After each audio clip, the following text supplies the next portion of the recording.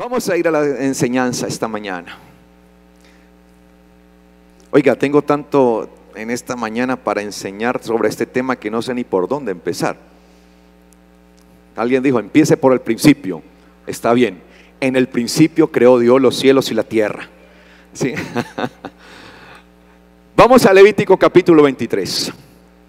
Hoy estamos acá, mis amados, dando gracias al Señor por un tiempo más. Esto siempre lo aclaro y lo aclararé y no me podré cansar de aclararlo. Los tiempos de festividades son tiempos de Yahweh, del eterno Dios. No son invención humana. Y estos tiempos o fiestas de Yahweh, ¿sí? Prefiero llamarlo tiempos porque así también lo llama la Biblia, tiempos, los Moadim, ¿sí? Los tiempos establecidos. Son tiempos señalados que nos establecen, tienen un propósito, que cada uno de nosotros, como partícipes del cuerpo del Mesías, vayamos perfeccionándonos en él. Estos tiempos tienen como propósito abrir nuestra conciencia, hacernos conscientes del tiempo en el que estamos viviendo, qué es lo que está pasando, para así mismo podernos alistar día a día. De hecho, los tiempos del Señor, Moadim en hebreo, tiempos, ¿sí? Tiempos, los tiempos señalados, los tiempos indicados. Dice la Biblia que son ensayos o convocaciones. Se usa para eso la palabra mikra, en hebreo, mikra. Y mikra significa una convocación. Hoy estamos, ¿qué? Convocados. Se convoca para una asamblea, se convoca para una reunión. Y esa palabra mikra en hebreo también significa ensayo. Ensayo, es decir que lo que nosotros estamos haciendo continuamente a través de estos tiempos del Señor son ¿qué? Ensayos. Son 7 tiempos que están subdivididos en 3 momentos principales: Pesaj, Pascua; Shavuot, semanas; Sukkot, tabernáculos. Dentro de esos 3, entonces están conformados los 7 tiempos. 3 en Pesaj, que nosotros ya les hemos celebrado, 1 intermedio que es Shavuot y otros 3 que son los de Sukkot. La semana pasada estuvimos celebrando Yom Teruah, día de ¿qué? De proclamación. Hoy tenemos día de ¿qué? De expiaciones, Yom HaKippurim, y pronto estaremos el próximo viernes acá a las 7 de la noche, estaremos acá dando inicio a la último gran momento que es Sukkot, ¿sí? Sukkot, enramadas, tabernáculos. Y tienen un propósito, sencillamente prepararnos. Estas no son fiestas judías. Es un error llamarlos así, porque la Biblia no las llama fiestas judías. La Biblia les llama tiempos ¿de quién? Del Señor. El Señor dice: celebrarán estos tiempos porque son mis tiempos. Son mis tiempos, son mis fiestas. No son del pueblo judío. De hecho, cuando las fiestas fueron entregadas, fueron dadas, el pueblo judío no existía. Existía era el pueblo de Israel. El pueblo judío vino a existir después del exilio, porque los que regresaron del exilio en su mayoría eran de la tribu de Judá. Y como la mayoría eran de la tribu de Judá, entonces empezaron a conocerse como judíos. Por eso usted no encuentra la palabra judío antes de eso, ¿sí? Por eso se le llamaba hebreos o israelitas. Hebreos por Abraham, porque al primero que en la Biblia le llamaron hebreo, ¿a quién fue? A Abraham. Dice que a Abraham le colocaron por sobrenombre hebreo, Ibrí, ¿sí? El que viene del otro lado. Aquí en Colombia diríamos del otro lado del charco, ¿no? ¿Sí? Claro, porque él venía viajando y fue recorriendo por las regiones. Él venía de un lugar muy distante, entonces se le conocía así. Y a sus descendientes, por ser hijos de Abraham, se les empezó también a llamar ¿qué? Hebreos. Posteriormente se les dio un nombre como nación, Israel, ¿sí? En cumplimiento y en promesa de lo que el mismo Dios había hecho con Jacob, ¿sí? Cuando le cambió el nombre a Jacob por Israel. Y de ahí saldrían esas 12 tribus que conformarían esa hermosa nación, la nación de Israel. Pero las fiestas no son judías. Las fiestas son del eterno Dios, son convocaciones. Y dice Levítico 23, versículo 27 al 32, dice: ciertamente el día 10º de este mes séptimo, hoy de acuerdo al calendario bíblico, aclaro eso, bíblico, ¿sí? Tenemos el día 10 de el mes séptimo. Yo sé que alguno podrá decir: pastor, pero estamos en octubre y octubre es el mes 10º. Sí, en el calendario gregoriano. Sin embargo, es raro, ¿no?, que octubre sea el mes 10º. Porque ¿qué significa octubre? Mes octavo. ¿No ha visto? Es como septiembre, es el mes 9º del calendario gregoriano, pero septiembre significa mes séptimo. Septiembre, séptimo. Octubre, de octavo. Noviembre, de noveno. Diciembre, de 10º. ¿Sí? Así, entonces, mire que es raro, ¿no? Aún el calendario gregoriano mismo se contradice con sus nombres, ¿no? Pero por eso, dejando a un lado el calendario gregoriano, dejando a un lado también el calendario judío, centrándonos en el calendario bíblico, hoy 10º día del mes séptimo, ¿sí? Por eso estamos haciendo una convocación de Yom HaKippurim. Dice allí: ciertamente el día 10º de este mes séptimo será, creo que en su Biblia dice día de la expiación. ¿Qué dice? Ahí dice, literalmente en hebreo dice, será Yom HaKippurim. Y HaKippurim, sí, Yom HaKippurim está en plural, ¿no? Día de las expiaciones, está en plural, ¿sí? Viene del singular Kippur. Yom HaKippurim. Tendrán una santa convocación, y ahí aparece la palabra Mikra, es decir, un ensayo santo. ¿Y para qué ensayamos? ¿Para estar qué? Preparados. Hay que estar ensayando, hay que estarse preparando, ¿sí? Hay que estar haciendo ensayo tras ensayo para estar preparados. Tendrán una santa convocación, Mikra. Y humillarán sus ¿qué? ¿Qué dice su Biblia? ¿Sus almas? Sus almas. Ok, así es. Y humillarán sus almas. Mire que Yom HaKippurim tiene un propósito. ¿Humillar qué? El alma. Y harán acercar ofrenda encendida ante Yahweh. Ningún trabajo harán en ese día, porque es Yom Kippurim, para expiación, para hacer expiación por ustedes en presencia de Yahweh, su Dios. Toda alma que no se humille en ese día será cortada de su pueblo, y toda alma que haga cualquier trabajo en ese día, yo eliminaré a esa alma de entre su pueblo. No harán trabajo alguno, estatuto perpetuo será por sus generaciones en todos los lugares donde vivan. Shabbat, Shabbatón, una gran cesación será para ustedes. Gran cesación, Shabbat, Shabbatón, será para ustedes una gran cesación. Y humillarán sus almas desde el atardecer del 9º día del mes hasta el otro atardecer, cesando en su Shabbat. Entonces, mire que dice acá que era un tiempo que se usaba para qué, aflicción o humillación de qué, del alma. Y usted ve que repite. ¿Pero por qué repite tanto? Porque es que el énfasis está dirigido ¿a dónde? Al alma. Sin embargo, usted ve, por ejemplo, que en el día de Yom Kippur, los judíos lo que hacen es vestirse de negro, como haciendo de cuenta un luto. Porque para ellos Yom Kippur es un día de mucha aflicción, de mucha abnegación, y lo que hacen es afligir ¿qué?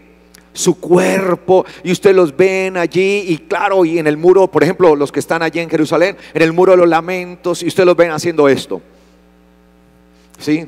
Moviéndose como juncos, ¿no? Allí en temblor y temor, allí vestidos de negro, y allí, y no han comido nada, y afligiendo. ¿Pero qué están afligiendo? El cuerpo. Yom Kippur va más allá. Tiene que entrar al alma. Si esto se queda en el cuerpo, no sirve nada. No estoy diciendo que no sea bueno ayunar. usted puede ayunar, hágalo. Y no necesariamente espera que sea Yom Kippurim para hacerlo, ¿sí? Hágalo. Ahora recuerde que el ayuno, y no es el tema de hoy, pero recuerde que el ayuno no es aguantar hambre, por aguantar ahí. Hay algunos que dicen, están trabajando, pero estoy ayunando. Está aguantando hambre. Porque el ayuno es cesar de comer cualquier alimento por un propósito. Dedicarme única y exclusivamente ¿a qué? A la oración. Entonces, si usted se va a dedicar a la oración por un día, 2 días, 3 días, 4 días, de acuerdo a lo que el Señor le guíe, pues hágalo. Pero no va a estar usted, por ejemplo, como decía una vez una señora, me decía, ay pastor, estoy tan mal y me siento débil y me desmayé. Yo, ¿por qué? Porque es que llevo ya 3 días de ayuno, pero es que uno levantarse a despachar al esposo, a despachar al hijo, a hacer la comida. Yo le digo, hermano, usted está aguantando hambre. Ay, pero como a mí me enseñaron, sí, porque siempre pensamos que las cosas tienen importancia, ¿es en qué? En el cuerpo. Y a los religiosos les fascina es atormentar ¿qué? El cuerpo. Pero esas cosas no llegan ¿hasta dónde? Al alma. Entonces muchas veces, sí, algunos hacen eso. Van a estudiar y están ayunando. Si usted va a estudiar en ayunas, pues está aguantando hambre y no le va a entrar nada. No va a hacer ni lo uno ni lo otro. Por eso usted ve que siendo Yeshua, nuestro Mesías, un hombre público, que todo el mundo lo buscaba a toda hora, porque dice que no había amanecido, aún era oscuro, y el apóstol Pedro estaba tocando en la casa del Señor diciéndole, Señor, la multitud te busca. Usted imagina, no lo dejaban en paz. Entonces, ¿qué hacía el Señor? Cuando iba a ayunar, ¿qué hacía él? ¿Se iba para dónde? Al desierto, allá no se mete nadie. ¿Y por qué no se metían? Porque los judíos tenían en su conciencia para aquel entonces que en el desierto habitaba el maligno. Por tanto, allá no había que meterse. Entonces el Señor se iba para allá. Claro, allá no lo van a ir a buscar, a molestarlo. Y dice que él estaba en ayuno. Claro, porque ¿qué estaban haciendo en el desierto? Orando. No estaba de picnic, ¿sí? Allí.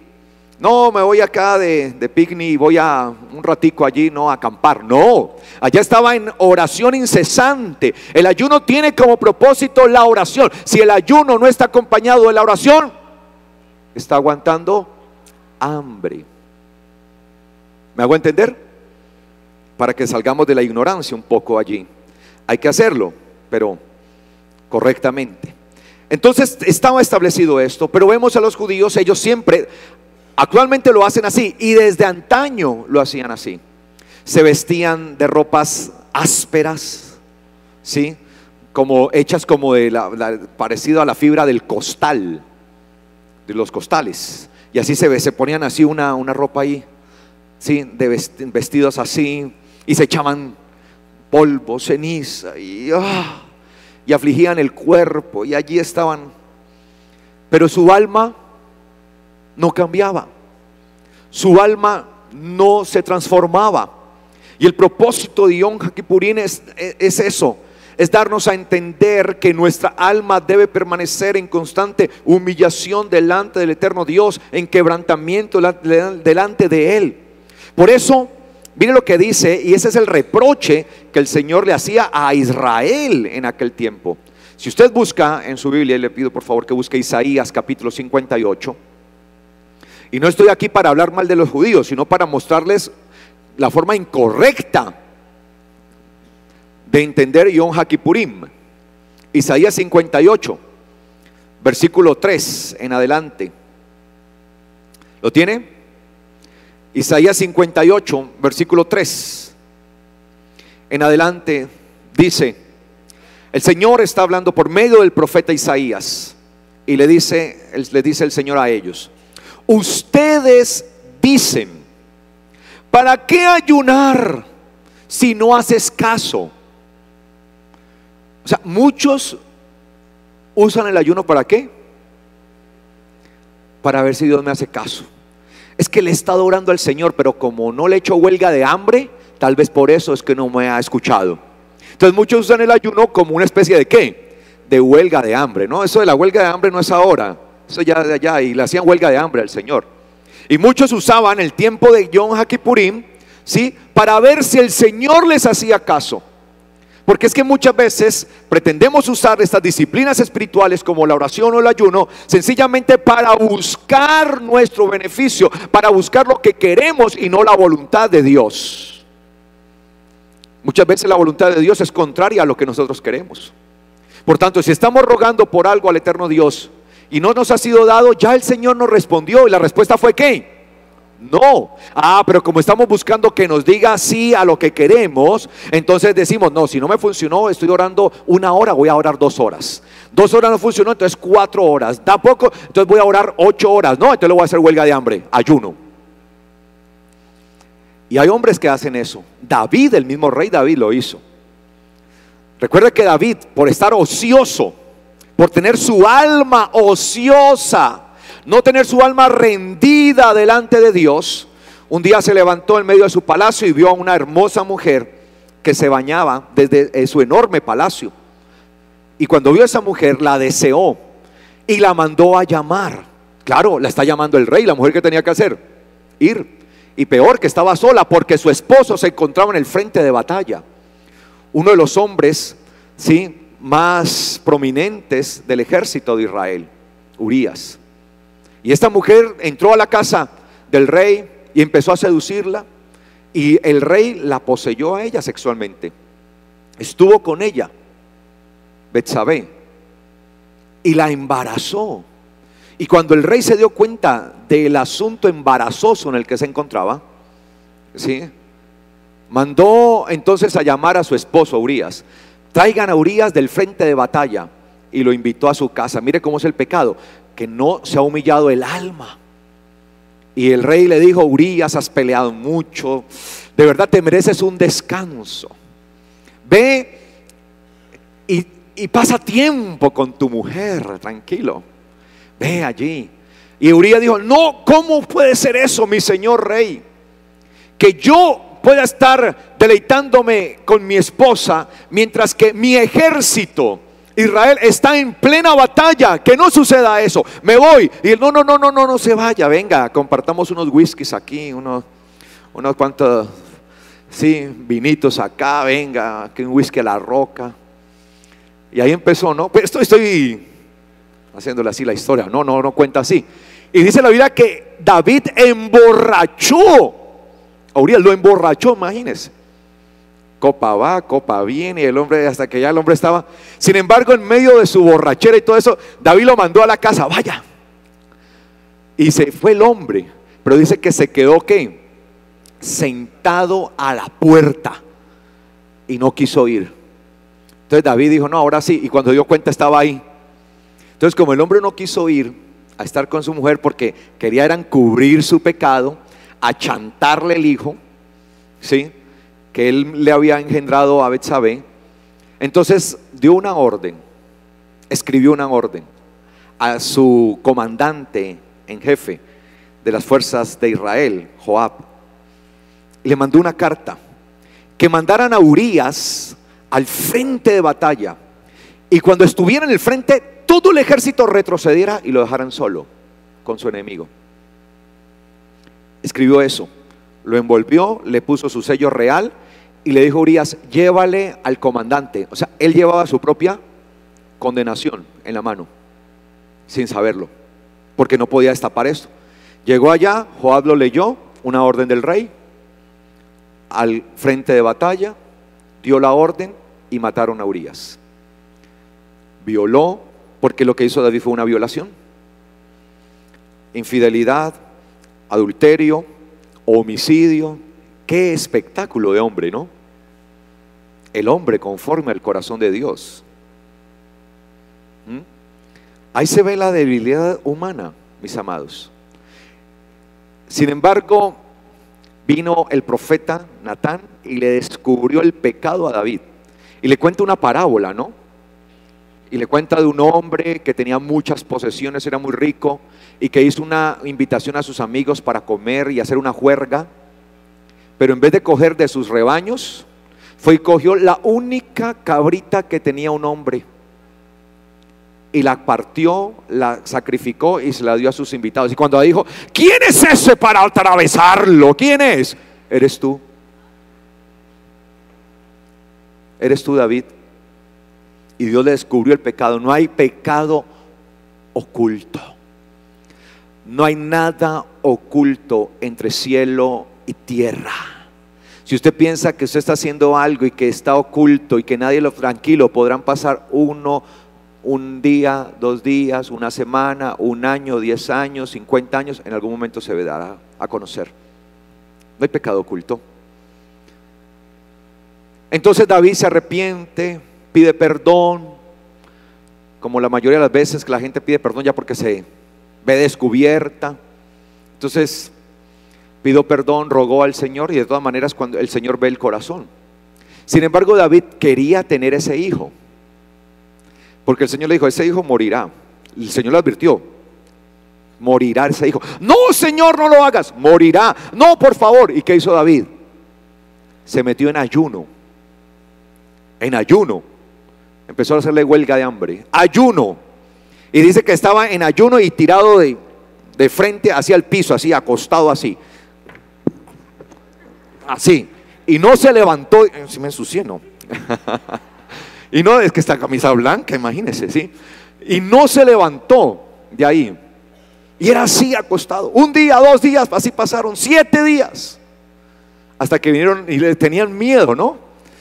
¿Cómo le damos la noticia? Señor, disculpe, es que su hijo murió. Claro, era el rey, ¿sí? Y dice que ahí sí se levantó, se echó agua, se bañó y todo esto. Porque muchas veces queremos usar el ayuno o la oración para buscar nuestro deseo. Pero Yom Kippurín es lo contrario. Porque Yom Kippurín se trata de renunciar a nuestro deseo. Yom Kippurín se trata sencillamente de menguar, de quebrantarnos, de humillarnos, de afligirnos delante del Señor, de tal manera que renunciemos a las cosas de este mundo y renunciemos a esas cosas banales, a esas cosas pasajeras que deseamos pero que a nada nos sirven. Eso es lo contrario, y esa es la importancia de Yom Kippurín, que nosotros aprendamos a doblegarnos a la presencia del Señor. Entonces sigue diciendo el profeta ahí, o el Señor a través del profeta: ustedes dicen, ¿para qué ayunar si no haces caso? No, pues como si Dios tuviera que hacer caso.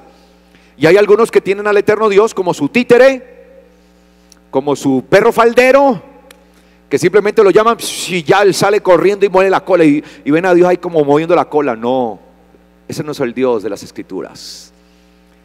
Muchos se van a estrellar el día de mañana cuando se enfrenten al eterno Dios, al Todopoderoso, al Dios de gloria y potencia. Ay, por eso muchos lamentarán. Muchos lo lamentarán. Y dice acá: ¿por qué ayunar si no haces caso? O sea, no hay sentido ayunar si tú no vas a hacer lo que nosotros pedimos. Humillar nuestras almas si no te enteras. Pero he aquí, en el día del ayuno, mire lo que dice el Señor: buscan su propio interés. En el día del ayuno. ¿El día del ayuno cuál era? Yom Kippurín. En el día del ayuno, Yom Kippurín, buscan su propio interés y explotan a todos sus trabajadores. He aquí, sus ayunos los llevan a contiendas y debates, a azotar con golpes a los menesterosos. No ayunen de esta forma si quieren que su voz sea oída en lo alto. ¿Acaso el ayuno que yo quiero es solo 1 día para que el hombre humille su alma, moviendo la cabeza como junco y envolviéndose de luto? Y usted los ve hasta el día de hoy. ¿Usted ha visto alguna vez la imagen? Moviéndose como el junco ahí para arriba, y dele, y todos vestidos de negro, y dele, ya casi, sí, ya está bien humillado, sí, ya me duele, ya ahora sí, ya. Así lo hacen los judíos, pero es lo mismo que también muchos hacen en la iglesia. Golpean sus vida, hacen una cosa, otra, ay, pero aquí y allí, y no han llevado su vida realmente a la presencia del Señor, ¿sí? Y usted ve, ¿no? Se anuncian ayuno de poder, gran ayuno de poder, de 8 a 12 del día. 8 de la mañana a 12 del día, no, pues qué ayuno tan tremendo, ¿no? Ayuno de poder, wow. Chévere eso, ¿no? Ayuno de poder, ¿sí? Y dice allí, ¿llamarán a eso ayuno? O sea, que el hombre se humille su alma moviendo la cabeza como junco y envolviéndose de luto. Hay algunas Biblias que dicen de saco. ¿Hay alguna Biblia que diga de saco? ¿Saco? ¿Quién dice saco? Levante la mano. ¿Dicen saco? Saco, porque es que se vestían era con como una especie de fique, ¿sí? Una ropa áspera. ¿Llamarán a eso ayuno? ¿Día agradable a Yahweh? ¿No es más bien el ayuno que yo quiero que desaten las cadenas de maldad, que suelten las cargas con las que oprimen y que dejen ir libres a los que han agraviado y rompan todo yugo? ¿No es que compartas tu pan con el hambriento y los pobres y a los pobres errantes albergues en casa? Que cuando veas al desnudo lo cubras y no te escondas de tu hermano. Entonces nacerá tu luz como el alba y tu salvación se dejará ver pronto. Tu justicia irá delante de ti y la gloria de Yahweh será tu retaguardia. Entonces invocarás a Yahweh y Él responderá, y suplicarás y Él dirá: heme aquí. Si quitas de en medio tuyo la opresión, el dedo amenazador y las palabras arrogantes, si de tu alma sacas para el hambriento y sacias el alma afligida, en las tinieblas nacerá tu luz, tu oscuridad será como el mediodía. Yahweh te pastoreará siempre, y en la sequía saciará tu alma y dará vigor a tus huesos. Serás un huerto bien regado, un manantial cuyas aguas nunca faltan. Los tuyos reedificarán las ruinas antiguas y volverás a levantar los simientes de muchas generaciones, y serás llamado reparador de brechas, restaurador de senderos para habitar. Qué bendición tan tremenda. Pero mire lo que dice allí: si de tu alma sacas para el hambriento y sacias al alma afligida. Obviamente tenemos que pensar siempre en el bienestar social. Y una de las situaciones o una de las condiciones que no permiten el progreso de una nación es la injusticia social. Y por eso el Señor dijo: a los pobres siempre los tendrán en medio de ustedes, porque siempre habrá corruptos en la política, porque siempre habrá corruptos en el gobierno. Por eso siempre los tendrán. Y eso lo dijo en medio de una situación en la que había sido invitado el Señor a una casa de cierto hombre muy prestante, un hombre de mucho dinero. Y cuando este hombre llegó, el Señor no le prestó ni 5 de atención como debía prestarle. Sin embargo, dice que llegó una mujer y, partiendo un frasco muy costoso de perfume, dice que empezó a derramarlo sobre el Señor. Y aquel hombre pensaba entre sí, Simón decía: ¡ja! Si en verdad este fuera profeta, sabría qué clase de mujer es la que le está vaciando ese perfume, ¿sí? Este perfume es bastante costoso. Mejor sería venderlo y dárselo a los pobres. Siempre la gente, mire, siempre la gente que está pensando en los pobres está pensando en sacar su tajada primeramente. Sí, porque ese dijo: no, imaginen, parafraseemos, ese perfume es costosísimo, se puede vender, que lo vendamos en unos 10 millones, de ahí saco lo de los pasajes, saco lo del servicio y todo eso. Sí, que me queden unos 10,000 pesos para los pobres, está bien. Así es, ¿no? Por lo general sucede eso, ¿no? Entonces, Este hombre estaba pensando solamente en su propio beneficio. Era un hombre riquísimo y estaba pensando, se podría repartir a los pobres. Entonces, ¿él por qué no hacía algo por los pobres? Si es que tanto le interesaban los pobres. Y el Señor dijo: a los pobres siempre los tendrán en medio de ustedes, porque mientras haya personas como hubiese personas como ese hombre, avaro, ¿sí?, corrupto, siempre habrá pobres. Sin embargo, el Señor está hablando más allá. Está hablando de una pobreza y una miseria que es peor. Hay una miseria y hay una pobreza que es peor que la pobreza y la miseria mental y material: la pobreza espiritual. La pobreza material es terrible, la pobreza mental igualmente, pero la pobreza espiritual, ese es el límite. Y por eso él dice acá: si de tu alma sacas para hambriento y sacias el alma afligida. Muchas veces hay personas que piensan en hacer algo para los pobres, y no estoy diciendo que sea malo hacerlo. Sin embargo, muchos de nosotros muchas veces no estamos dispuestos ni siquiera a mover un solo dedo para predicar el evangelio, que es gratuito.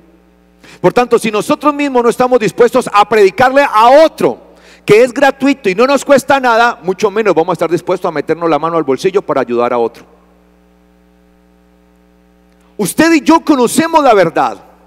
Usted y yo conocemos la luz. Conocemos las escrituras. Y poco misericordiosos somos.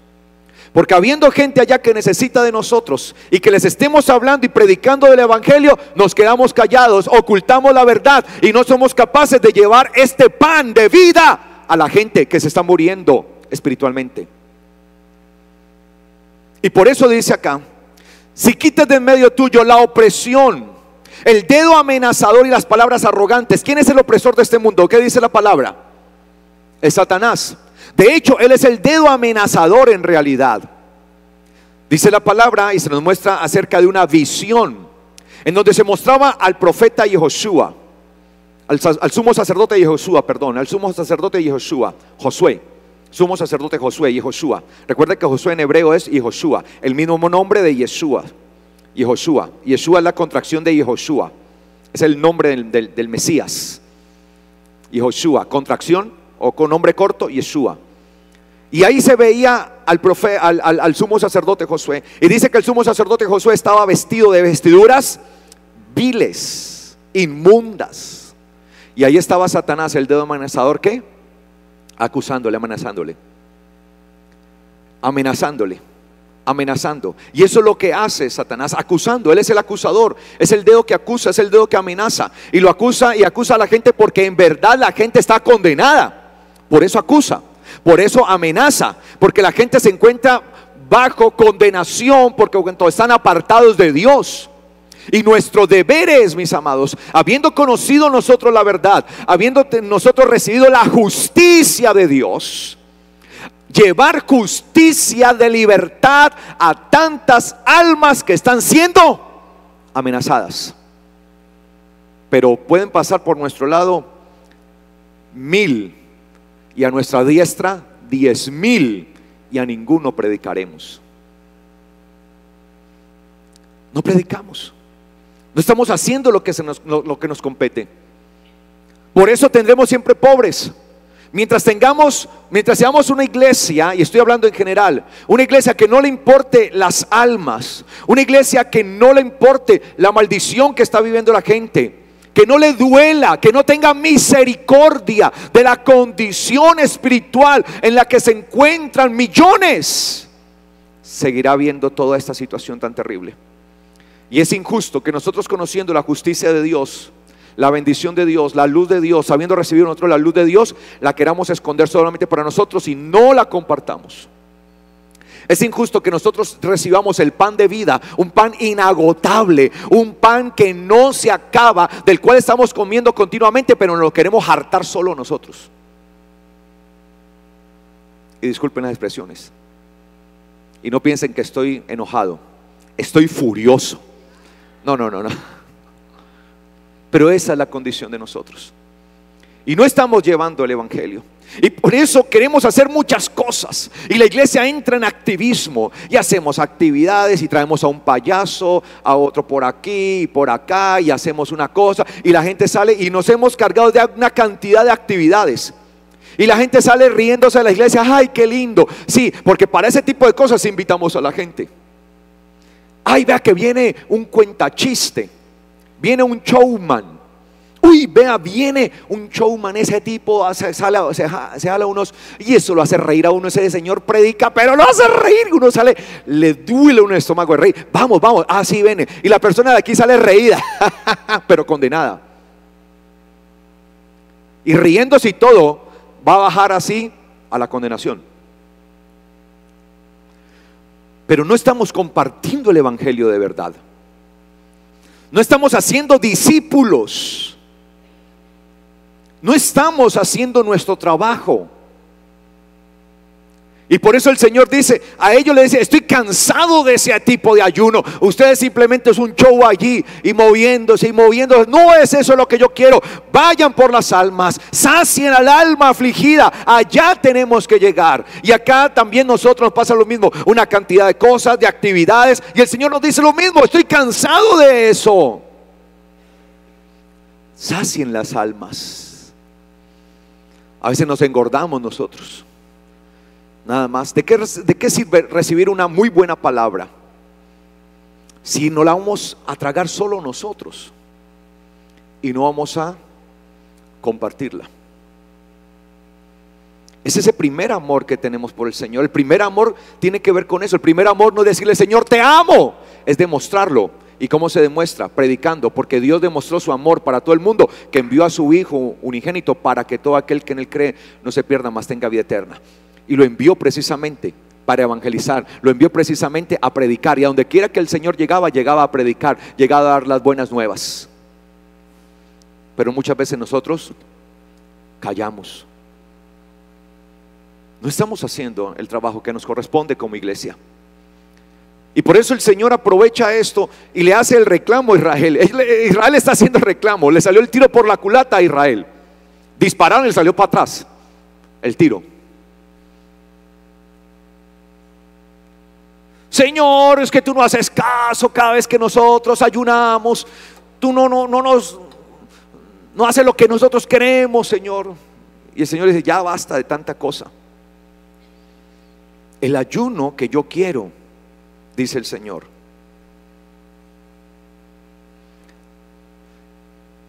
dice acá: entonces invocarás a Yahweh y Él responderá, y suplicarás y Él dirá: heme aquí. Pero si quitas, dice, pero si quitas de en medio tuyo la opresión y el dedo amenazador y las palabras arrogantes, si de tu alma sacas para el hambriento. ¿De dónde tenemos que sacar? De nuestra alma. Pero si no tenemos para dar, en nuestra alma debe haber. De lo que tenemos, de eso damos. Eso dijo el apóstol Pedro: de lo que tengo te doy. Damos de lo que tenemos. Muchas veces solamente nos volvemos oidores olvidadizos. Venimos, escuchamos, atendemos la palabra y nos quedamos así. Pero no tomamos del alma para sacar y dar ¿a qué? A otros. Hay que empezar a sacar de todo eso que usted ha recibido, de todo eso que usted tiene. Empiece ¿qué? A sacar. Le hacemos siempre el reclamo al gobierno: ¿por qué será que el gobierno no saca dinero para esos niños que se están muriendo en La Guajira? Uy, nos da una. Y los niños del Chocó. Uy, qué gobierno tan corrupto este. Y nosotros somos peores, porque pudiendo sacar de nuestra alma para dar a otros la palabra de vida, no lo hacemos. Y si bien el gobierno es bastante, muchas veces la forma de gobernar es bastante corrupta, la forma en que se dilapidan los recursos o se llevan se dan los recursos, se mandan los recursos y se los roban otros. Peor corrupción es la de nosotros, cuando teniendo suficiente en nuestra alma. Mire que el Señor no está pidiendo plata.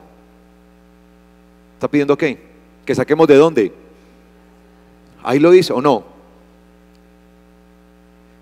Si de tu alma sacas para el hambriento. Está hablando en un contexto meramente ¿qué? Espiritual. si de tu alma sacas para el hambriento. Creo que en su alma hay suficiente para darle a los hambrientos. En mi alma hay suficiente para ayudarle a los hambrientos. Es mirar la necesidad. Es aprender a ver con los ojos de Dios. Es aprender a ver la necesidad espiritual. Cuando el Señor entró a Jerusalén, dice que se conmovió, se contristó, lloró, porque eran como ovejas sin pastor.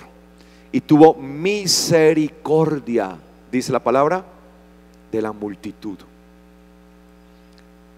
Claro, nosotros vemos siempre el aspecto físico, pero no vemos el aspecto espiritual. Tenemos que aprender a ser espirituales, a mirar que cuando veamos una persona, no solamente le veamos su aspecto físico, porque su aspecto físico, lo exterior puede estar muy bien, pero por dentro esa alma debe estar inmunda, debe estar vestida de ruina, debe estar con harapos, andrajosa. Esa alma debe estar en la inmundicia. Tal vez sea un alma tipo indigente espiritual, padeciendo hambre, deseando un poquito de alimento esa alma, y nosotros con manjares dentro de nuestra alma que se nos están hasta pudriendo de tantos que tenemos almacenados allá.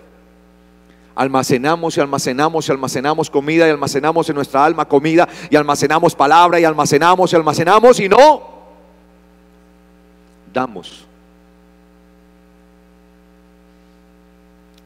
Qué lindo Yom Kippurim. Ya sé por qué es día de aflicción, porque nadie dice amén, ¿cierto? Porque nadie está contento. Ay, sí, aleluya, gloria a Dios, qué palabra. El pastor nos hace reír mucho, ¿no? Pero esto es un ensayo, y para entrar allá hay que entrar ensayaditos, bien ensayaditos.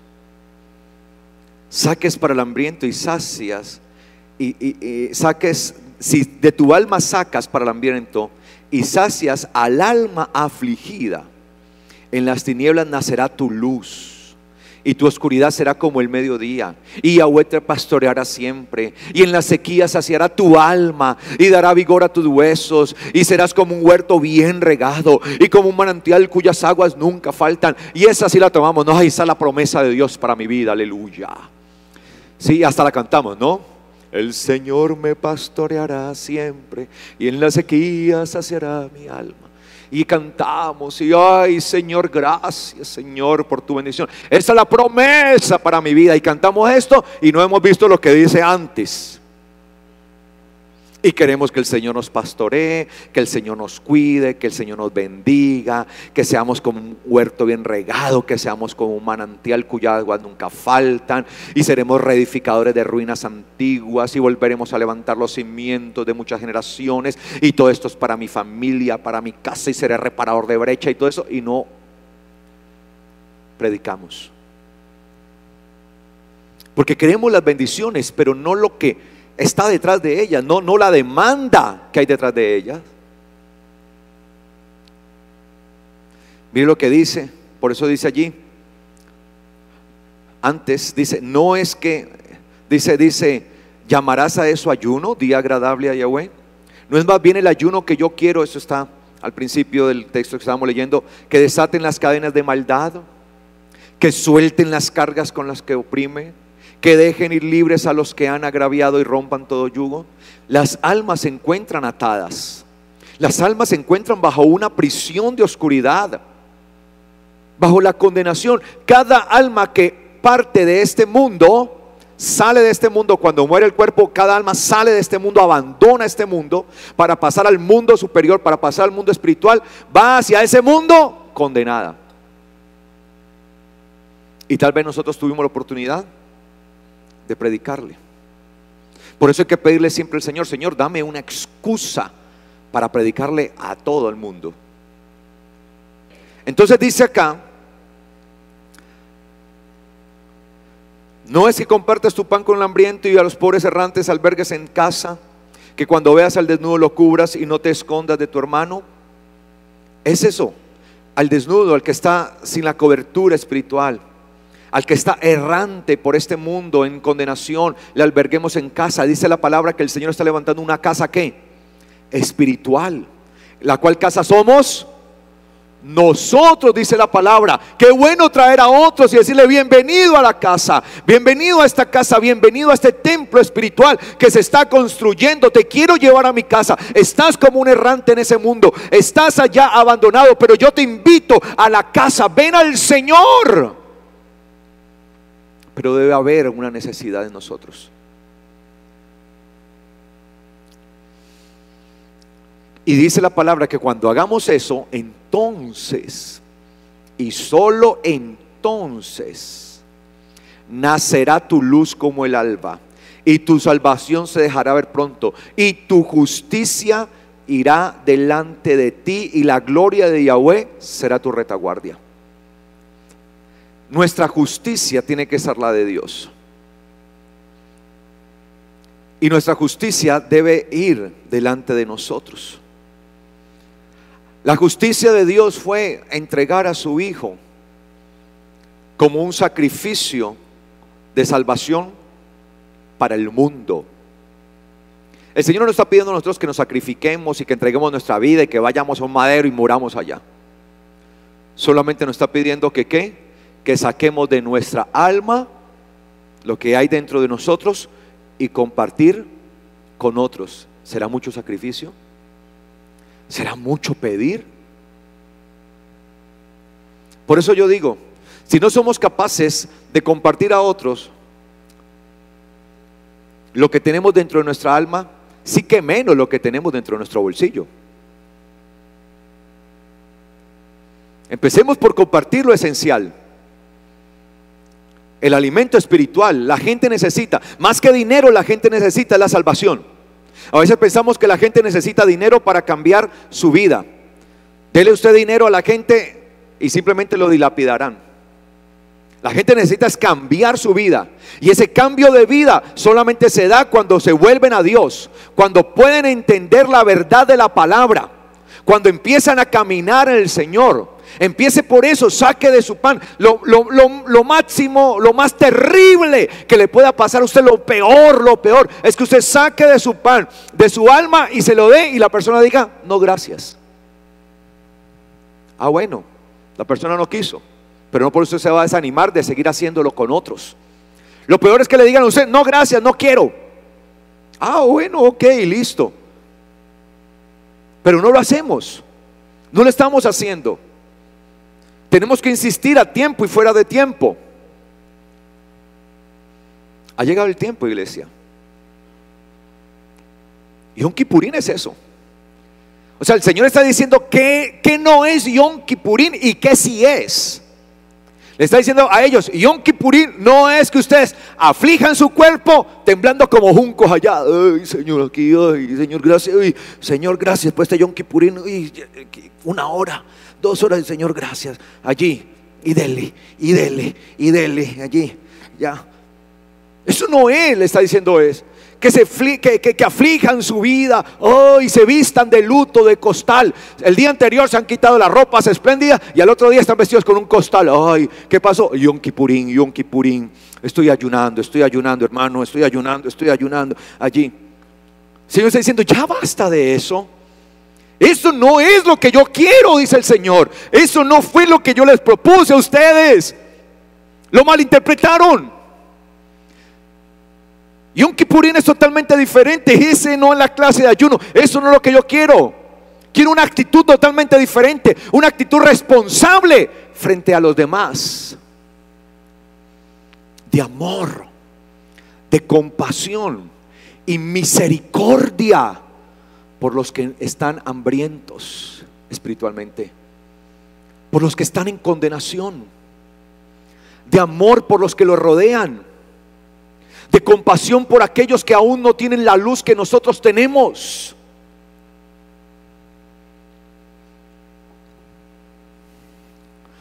De misericordia por aquellos que no han alcanzado la salvación. Mientras tanto nos desgastamos en una cantidad de cosas en las que perdemos muchas veces el tiempo, sabiendo que nuestro enemigo sabe que le queda poco tiempo y él sí no lo pierde. Porque dice la palabra que Satanás ha descendido con gran ira. Ha descendido con gran ira, sabiendo que tiene poco tiempo. Él sí sabe valorar el tiempo. Él sí sabe lo que es el tiempo. Porque él sabe que ya no tiene ningún tipo de remedio, que no puede arrepentirse, que para él no hay arrepentimiento, que para él no hay una oportunidad como la tienen estos. Y se quiere llevar al traste a todos. Y él sabe que tiene poco tiempo para poder hacer todo esto, para poder ejecutar el engaño, para poder señalar, para poder amenazar, para poder llevar a muchos a la condenación. Y nosotros perdiendo el tiempo. Mientras que Satanás ha salido con toda, sabiendo que tiene poco tiempo y que tiene que hacerle, nosotros durmiendo en los laureles. Por eso el llamado a la iglesia es: levántate tú que duermes de entre los muertos. Porque la iglesia, si dice que levántate tú que duermes de entre los muertos y te alumbrará el Mesías, es porque está literalmente, ese durmiendo entre los muertos es que está ¿qué? Muerto, está en un sepulcro, en una tumba. Levántense, está diciendo el Señor. A nosotros nos está diciendo hoy. Esta palabra empieza por mí. Levántense, hieden ya, están muertos. Les alumbrará el Señor, les resplandecerá. Queremos que nos resplandezca la luz, lo dice allí. Si de tu alma sacas para el hambriento y sacias el alma afligida, en las tinieblas nacerá tu luz y tu oscuridad se convertirá como el mediodía. Eso es Yom Kippurim. Por eso le digo, esto no es la fiesta de los judíos. Esto es un tiempo del Señor señalado para llamarnos la atención, para advertirnos, para decir: despierten, levántense, hagan lo que tienen que hacer, vayan, saquen de su alma, compartan el pan que han recibido, la buena comida que reciben, compártanla con otros, dénsela a otros, calmen el hambre de otros, la oscuridad de otros, conviértanla en luz. Pero muchas veces pecamos por omisión. No necesariamente uno tiene que pecar de hecho o de palabra. Por omisión se peca. Y la palabra lo dice: el que sabe hacer lo bueno y no lo hace, le es tomado en cuenta como pecado. Y nosotros sabemos hacer lo bueno.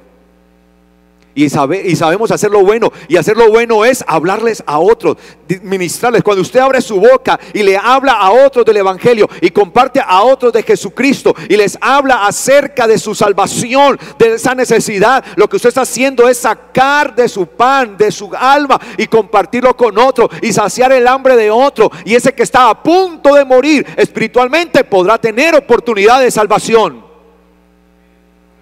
Amén, iglesia. Amén, iglesia. Amén. Hay que despertar, iglesia. Por eso le decía, tengo tanto. Oiga, no puede ser. Saqué un mensaje sobre Yom Kippurim en 3 hojas y solamente he leído este texto. De verdad, y yo le decía: Señor, mi esposa me dice a veces: ¿para qué preparas tanto si solamente tú con un versículo ya con eso tienes? Pero es que tengo que hacer el énfasis en esto porque es lo que el Señor me ha estado hablando a mi vida. Y me ha estado confrontando a mí. Pero yo le digo acá, yo no les hablo acá lo que yo no estoy viviendo, en lo que yo esté pasando. Y esto me ha estado confrontando y he tenido que llorar varias veces delante del Señor y pedirle perdón por mi negligencia. Porque a veces pensamos que como estamos bien, yo estoy viviendo en el Señor, estoy con el Señor, me está yendo bien, vivo conforme a la Torá, qué lindo. No, pues la verdad, yo le doy gracias al Señor porque comparada mi vida con otros, a mí me va bien, gloria al Señor. Dios ha sido bueno, sí que me bendice el Señor y nos contentamos con eso. Como yo estoy bien, o me siento bien, me siento como relajado, entonces bajo la guardia Y pienso que eso es todo. Pero hay que ir más allá. Hay que ir más allá. Eso es caminar la otra milla. Por tanto, mis amados, en Yom Kippurim se nos invita a que menguemos nosotros, como leíamos ahorita en Levítico capítulo 23. Se nos invita a humillar el alma precisamente. ¿Cuándo humillamos el alma? Cuando tenemos la capacidad de sacar de ella de lo que tenemos allá para dar de Dios. Ahora, ¿qué vamos a dar? Lo que tengamos en el alma. Por tanto, es necesario primeramente ¿qué? Humillar el alma. La palabra humillar en hebreo es la palabra aná. Aná, en hebreo, aná. Esa palabra aná significa menguar, menospreciar, deprimir, abatir, afligir, quebrantar. Bueno, todo esto que se tiene allí. Pero mire lo que dice Proverbios capítulo 18 versículo 12. Proverbios capítulo 18 versículo 12. Proverbios 18, 12 dice: antes de ser quebrantado, el corazón del hombre es altivo, pero frente a la honra estará el humilde. Aná, humillarse, y aparece la palabra ahí, humilde, anavá, ¿sí? Humilde, el que se humilla. El que se humilla. Entonces, de aná se desprende ¿qué? Anavá. De aná en hebreo, que es humillar, se desprende anavá, que es la acción. ¿La acción de qué? De humillarse. Y por eso dice allí, antes de ser quebrantado, el corazón del hombre es ¿qué? Altivo. Todo corazón de hombre es altivo antes del quebrantamiento. Por eso es necesario el quebrantamiento, porque todo corazón humano es ¿qué? Altivo, arrogante, prepotente. Por lo general, el corazón del ser humano es así, por naturaleza. Y por eso le cuesta mucho trabajo buscar de Dios, volverse a Él, porque está luchando con esa altivez, con esa arrogancia, con ese orgullo. Entonces muchas veces el corazón del hombre está así. Por eso cuando venimos al Señor, lo primero que debe suceder en nosotros es ¿qué? El quebrantamiento. Que Él mengue para que nosotros podamos ¿qué? Crecer. De eso nos dio ejemplo también. Por ejemplo, el Señor obviamente es el ejemplo máximo.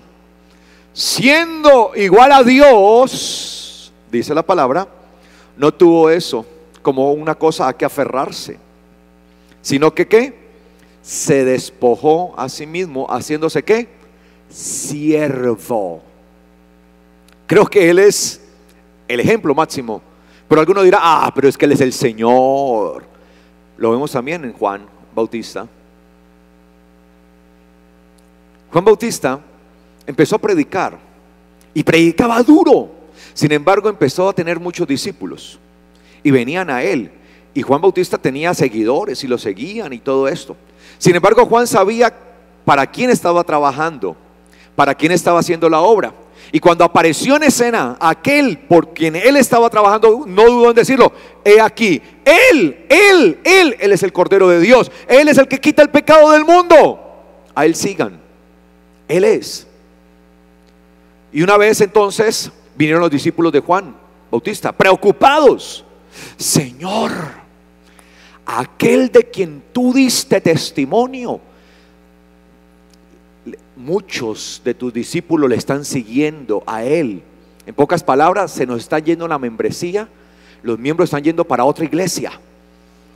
Están yendo para la iglesia de Jesús, del Señor, de Yeshua. Y nos vamos a quedar sin miembros. ¿Y Juan qué dijo? Los discípulos estaban molestos por eso. Señor, mira, maestro, aquel de quien tú diste testimonio, pues muchos lo están siguiendo es a Él. ¿Y qué dijo Juan? Pero este me va a venir a quitar a mí las ovejas. Vea pues, yo es que predicando y haciéndole el favor, y ahora me va a dejar sin miembros. No, ¿qué dijo Juan? El esposo tiene la esposa. El amigo del esposo se alegra con el esposo. Por eso mi contentamiento está hecho. Por tanto, que yo mengüe para que Él crezca. Que yo mengüe para que Él crezca. Y así debe ser en nosotros, continuamente. El alma de nosotros debe aprender a ¿qué? A menguar a lo que queremos, a lo que buscamos, a nuestras propias cosas. El ser humano por naturaleza es avaro, por naturaleza quiere las cosas, es egoísta. Mírenlo nada más, el comportamiento de un niño pequeñito. Quiero, no, para mí todo eso, y queremos eso, queremos las cosas para nosotros, egoísta. Pero el que viene al Señor y recibe su espíritu empieza a tener un cambio, y ese cambio es contra naturaleza. Ese cambio va en contra de la naturaleza humana. Por tanto, empieza a entregarse al Señor, empieza a hacer su voluntad, a vivir de acuerdo a lo que el Señor guía. Y por eso nosotros tenemos que venir a Él, presentar nuestro corazón, quebrantarlo delante de Él. Y dice la palabra, pero frente a la honra estará ¿quién? El humilde. Porque cuando nosotros quebrantamos nuestro corazón, quebrantamos nuestra alma y permitimos que el Señor empiece a hacer su obra en nosotros, empiece a hacer su voluntad en nosotros, lo que sucederá es que seremos puestos en honra. Porque Dios al altivo lo mira de lejos, lo desecha, mas da gracia ¿a quién? Al humilde. Y la palabra lo dice, el altivo va a ser quebrantado, mas el humilde será ¿qué? Exaltado. Es eso lo que el Señor pide.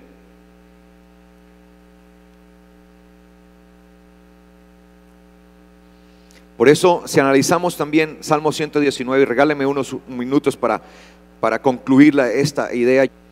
Dice el Salmo 119, versículo 67: antes de estar yo humillado, humillado, caminaba descarriado, pero ahora guardo lo dicho por ti. Antes de estar yo humillado, caminaba como descarriado. La palabra descarriado que aparece ahí en su Biblia dice descarriado, ¿o cómo dice? ¿Descarriado? La palabra descarriado que aparece ahí es la palabra shagag. Shagag en hebreo significa andar en error o extravío o pecado que se comete por falta de ¿qué? De conocimiento. Ojo con esto. Shagag es un pecado que se comete por falta de ¿qué? De conocimiento, de conocimiento. Por tanto, allá hay mucha gente que está en pecado y en error. De hecho, podríamos decir que la mayoría de las personas está en condenación y está en pecado y en error. ¿Por qué? Por desconocimiento. Desconocimiento ellos y nosotros con conocimiento. Por tanto, lo mínimo que tenemos que hacer es llevarles ¿qué? El conocimiento. Entonces dice, antes de ser yo humillado, caminaba descarriado. Claro, ahora estamos quebrantados delante del Señor, venimos ante Él, nos quebrantamos, nos humillamos. ¿Por qué? Porque ahora tenemos el conocimiento de su palabra, de la palabra dicha por Él, la cual guardamos. Pero esa palabra dicha por Él, que ahora nos permite tener ese conocimiento profundo, es la que tenemos que llevar para que otros salgan de la ignorancia. De ahí entendemos entonces lo que dice Levítico 5:17, con el cual voy terminando ya. 5:17, 18 y 19 dice, ¿lo tiene? Si un alma, dice su Biblia, ¿un alma o una persona? ¿Una persona? Bueno, ahí la palabra alma, nefesh, alma, nefesh. Si un alma perece haciendo algo contra uno de los mandamientos de Yahweh, aún haciendo aquello por falta de conocimiento, será culpable y cargará con su iniquidad. La gente allá peca. ¿Por qué? Por falta de conocimiento. Y aún por falta de conocimiento llevará ¿qué? La culpa, es decir, ¿la qué? La condena. Ay, qué injusticia. No, la injusticia es que nosotros, teniendo el conocimiento, no se los demos. Ay, qué injusticia que una persona, por pecando sin conocimiento, por ignorancia, por tener desconocimiento de la palabra, vaya a ser condenado una persona.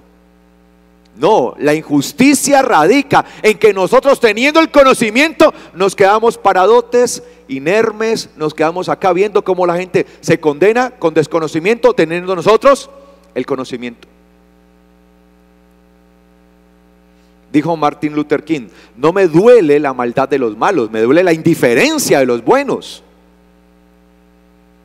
El pastor Martin Luther King, recuerden, el defensor de derechos humanos en Estados Unidos, era pastor, ¿no? Por si no lo saben, era un ministro cristiano, pastor.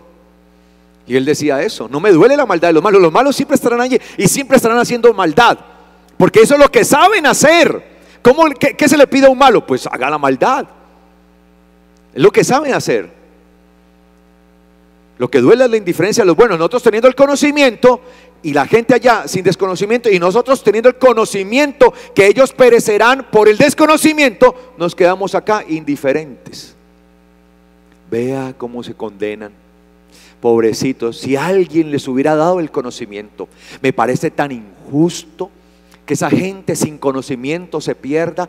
Ay, si hubieran tenido el conocimiento que yo tengo, nos hubieran condenado, claro.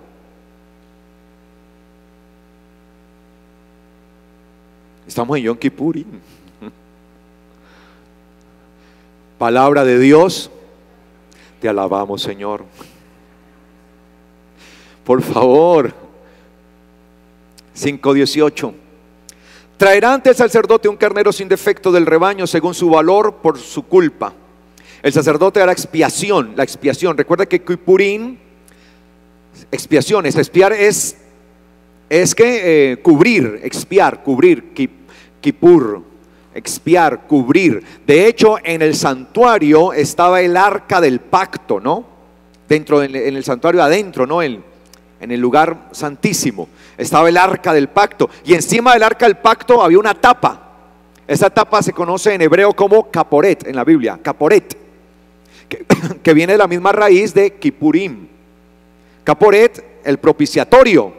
La tapa se llama el propiciatorio, se llamaba caporet, es decir, la que cubre. ¿Por qué la tapa se llama caporet? Porque es la que cubre, la que tapa el arca del pacto, la que tapaba el arca del pacto. El sacerdote hará expiación referente al error, shagag. Ahí está, el error. Es decir, el pecado que se comete por falta de ¿qué? De conocimiento. Que el alma cometió, el error que el alma cometió, aunque lo haya hecho sin conocimiento, y será perdonada.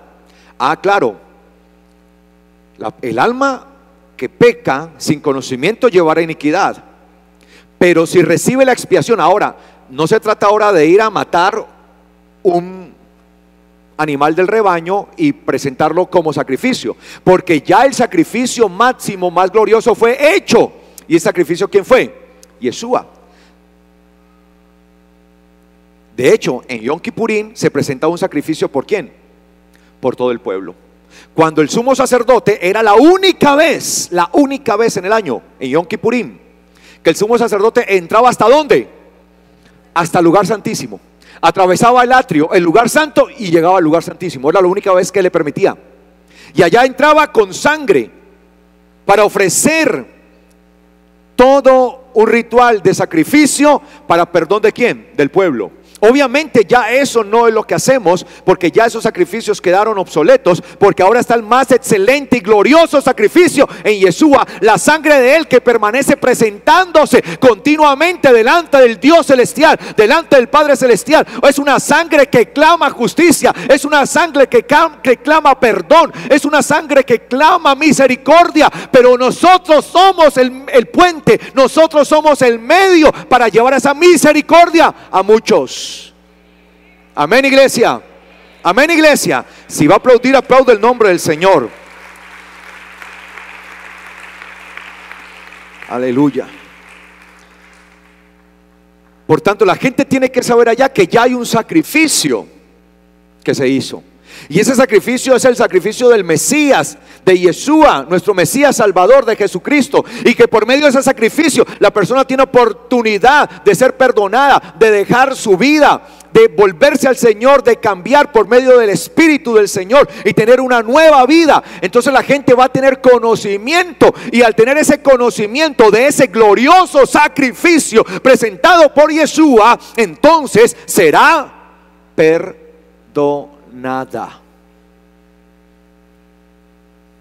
Versículo 19.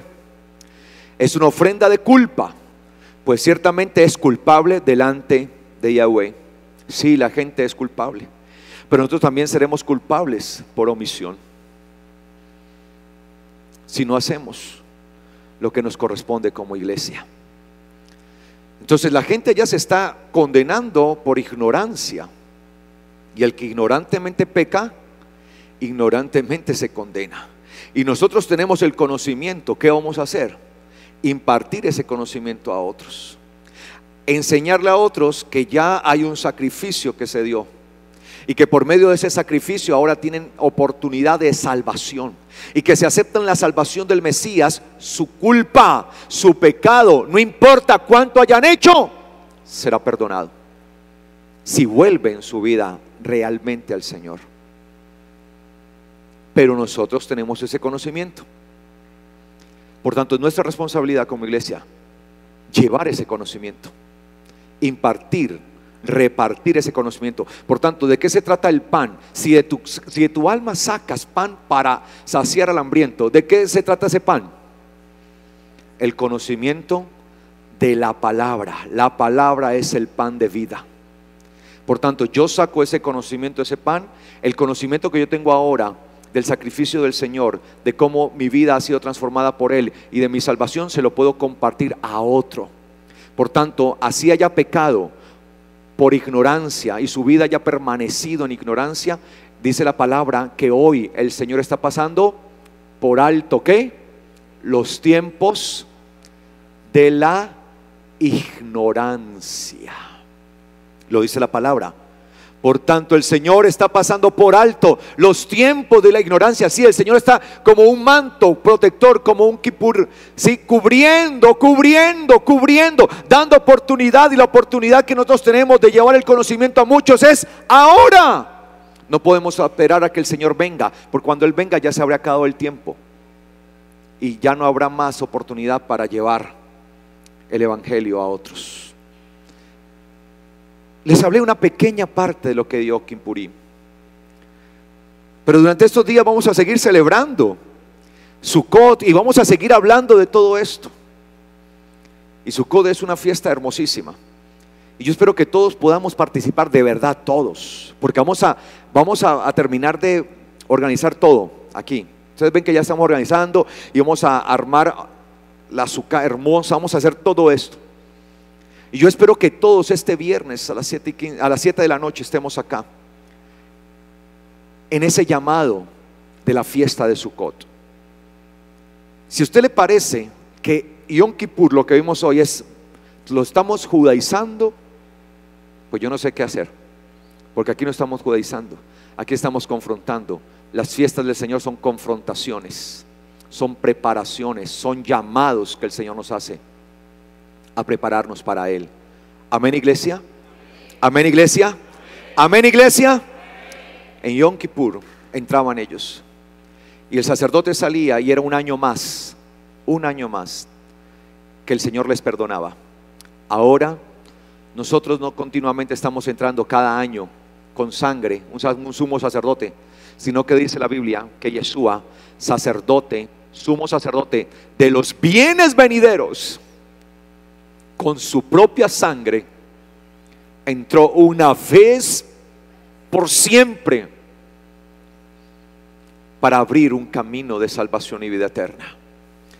Hoy la sangre del Mesías está fluyendo delante del Padre, y es esa sangre la que nos limpia de todo pecado.